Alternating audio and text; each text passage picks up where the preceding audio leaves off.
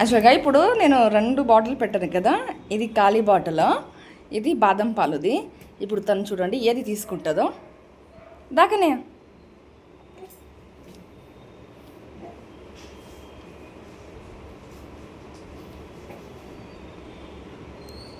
ఇగో ఏది కావాలి తీసుకోదా. దా దా దా.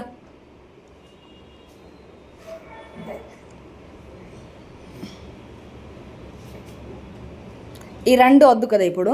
ఇప్పుడు చూడండి ఎట్లా వస్తుందో. కనయా ఇగో అది కావాలా ఆమెకి ఇప్పుడు. ఏది ముట్టుకుంటుందో చూద్దాము.